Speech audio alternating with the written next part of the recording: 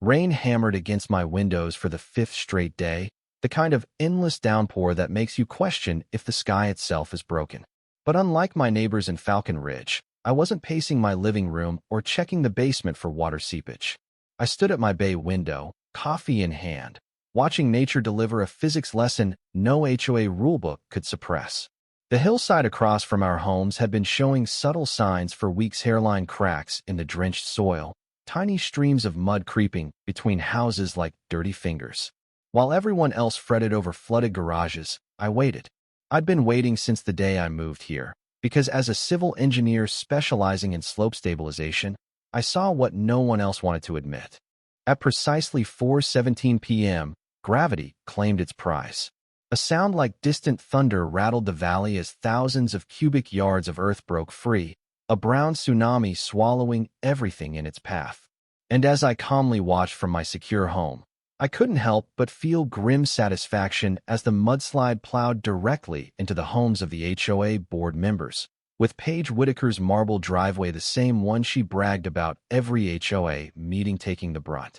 Her prized topiary chess garden now lay buried, only the knight's head poking absurdly from the sludge. Her Mercedes? The silver roof barely visible, an island in a sea of her own arrogance. I should have felt horrified, maybe even guilty. Instead, all I thought was, that retaining wall you forced me to remove would have prevented all of this. Just like I told you. Karma, it seemed, had a better grasp of engineering than some HOA presidents.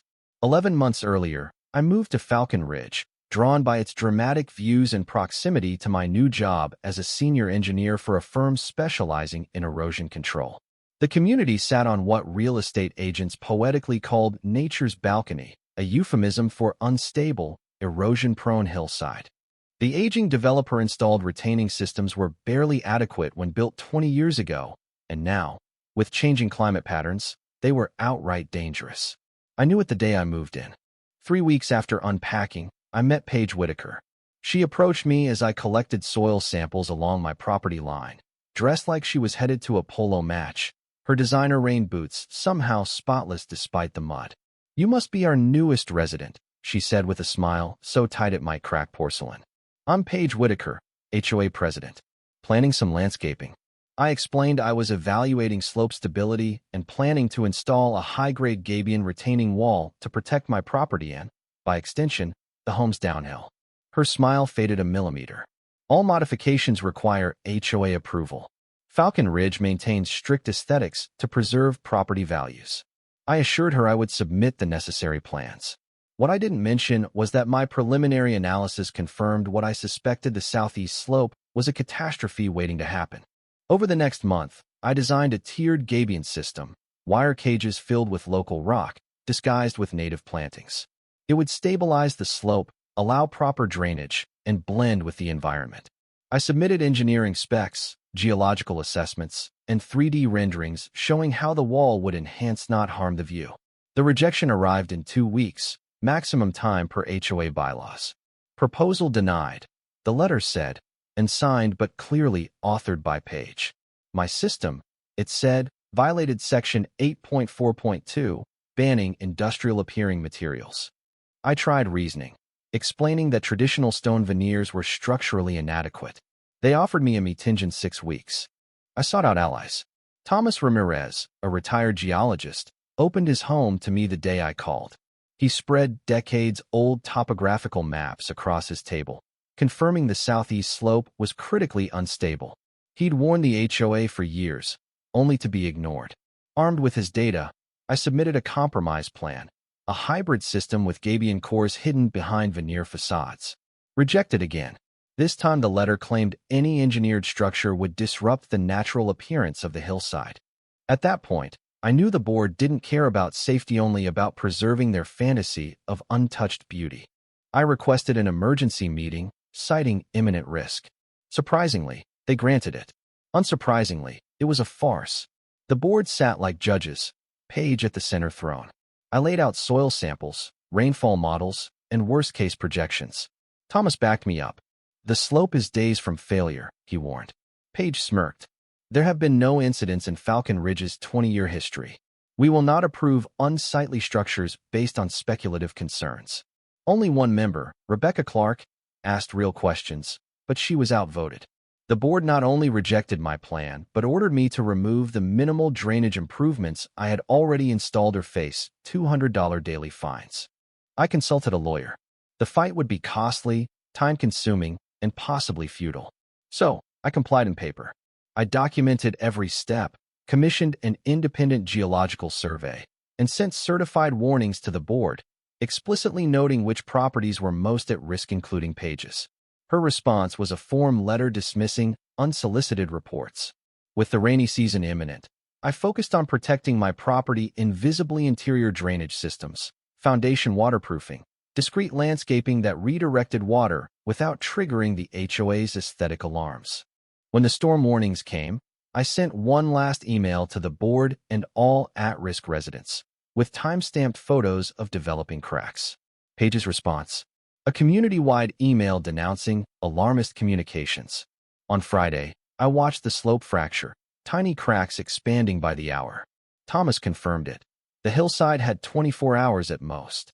At 4:17 p.m. Sunday, the earth finally gave way. The mudslide followed the path I'd mapped 3 months earlier. Page's garden obliterated, her koi pond filled with silt, the mud crashing through her sunroom like a vengeful river. Other board members fared no better, garages filled with sludge, patios crushed, luxury decks shattered. Car alarms blared through the neighborhood as residents stood in shocked silence. My phone rang. Rebecca Clark, breathless. You were right. It's bad. Meline's house. It's gone. Emergency services were stretched thin.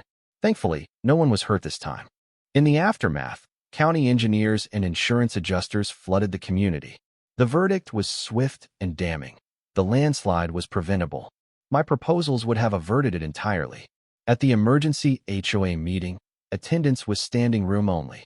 Page was absent, attending to personal matters, the vice president claimed. The county engineer presented the data, followed by Thomas and me. Side-by-side images of my designs superimposed over the carnage silenced the room. There was no more debate. The board, under legal and communal pressure, dissolved the old safety committee and created a new one with me as chair, Thomas as lead consultant. Within weeks, construction of a proper retaining system began, incorporating my Gabion design, now grudgingly dressed with decorative facades to soothe lingering egos. During excavation, crews unearthed remnants of the original developer's more robust designs, modified or scrapped decades earlier to favor natural aesthetics. 6 months later, the slope stood secure, weathering multiple storms without issue. Falcon Ridge had changed. Safety now informed every decision. The new board included 2 engineers and an environmental scientist. Residents were more engaged, more skeptical of authority, more appreciative of expertise. And Paige? She kept her distance, only reappearing once to admit, begrudgingly, that the new wall looked better than expected. It wasn't an apology, but from her, it might as well have been.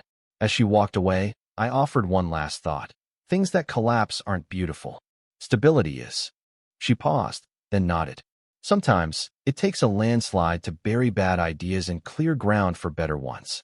Rain hammered against my windows for the 5th straight day, the kind of endless downpour that makes you question if the sky itself is broken. But unlike my neighbors in Falcon Ridge, I wasn't pacing my living room or checking the basement for water seepage.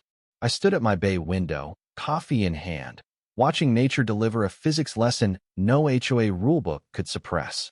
The hillside across from our homes had been showing subtle signs for weeks: hairline cracks in the drenched soil, tiny streams of mud creeping between houses like dirty fingers. While everyone else fretted over flooded garages, I waited. I'd been waiting since the day I moved here, because as a civil engineer specializing in slope stabilization, I saw what no one else wanted to admit. At precisely 4:17 p.m., gravity claimed its prize. A sound like distant thunder rattled the valley as thousands of cubic yards of earth broke free, a brown tsunami swallowing everything in its path.